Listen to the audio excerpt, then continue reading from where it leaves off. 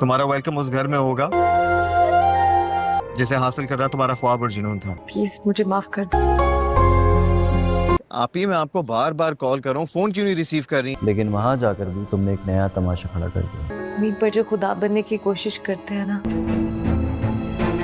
खुदा की पकड़ से बच नहीं पाते। ड्रामा सीरियल नकाब के आने वाले एपिसोड में आप लोग देखेंगे आखिर बिलाल को उसके डिप्टी कमिश्नर के रूप में सभी घरवालों ने देख ही लिया। जब बिलाल अपनी पूरी फोर्स के साथ घर में कदम रखता है तो यहाँ पर अब जारा को काफी मुतमईनी होने लगी है और वो बहुत ज्यादा खुश है अपने भाई को इस तरह देखकर, क्योंकि लीला के साथ वो भी थी जो अपने भाई को काफी ताने दिया करती थी। लेकिन उसे ये मालूम नहीं था कि उसका भाई कितना काबिल इंसान है और वो खामोशी से अपनी जिंदगी को कामयाब करना चाहता था। इसी वजह से बिलाल ने पूरी जिंदगी सबकी बातें सुनी, लेकिन कभी किसी को ये जाहिर नहीं होने दिया कि वो एक दिन इतना बड़ा अफसर बनेगा। ज़ारा यहाँ पर खुद से बातें कर रही होगी कि अब आएगा मज़ा। अब वैसे भी बिलाल और लैला की तलाक तो हो गई, अब बस जल्दी से बिलाल ईमान से शादी कर ले तो तैमूर भी सुकून में आ जाएगा और वो भी फिर ईमान का पीछा करना छोड़ देगा और लैला को भी सबक मिल जाएगा कि उसने क्या गवाया। यहाँ पर दोस्तों ज़ारा तो अपने भाई के लिए काफ़ी खुश है, लेकिन बाकी घर वाले उसे देखकर काफ़ी परेशान हो गए हैं। उन्होंने कभी भी बिलाल से एक्सपेक्ट नहीं किया था कि ये वही बिलाल है जो हमारे घर के टैंकर भरा करता था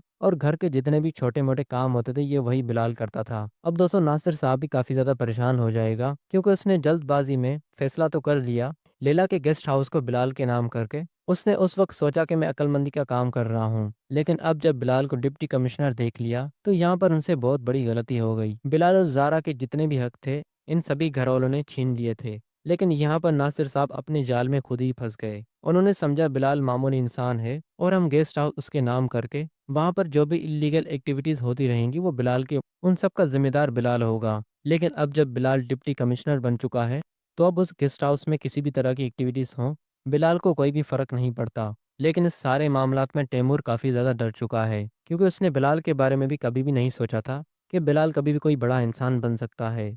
उसने तो सोचा था ईमान कितनी भी बड़ी अफसर बन जाए मैं उसे बहुत ही आसानी से अपना बना लूंगा। लेकिन जब उसने ईमान के सर के ऊपर बिलाल को देखा तो यहाँ पर तो वो परेशान सा ही हो गया। अब दोस्तों तैमूर और बाकी घर वालों के बुरे दिन आ गए हैं। अब बस तैमूर के माँ बाप को तैमूर की हकीकत पता चलना बाकी है और तैमूर की सारी हकीकत एक एक करके बिलाल ही बताएगा, क्योंकि बिलाल ने काफी सारे सबूत जमा किए हैं तैमूर के नाम। जो पैसों का बैग वो ईमान को देने आया था वो बैग बिलाल अपने साथ घर पर लेके आएगा, और जो चेक वो ईमान को देने आया था उसमें बिलाल ने अपनी तरफ से रकम फिल करके वो चेक भी तैमूर के माँ बाप को दिखा दिया।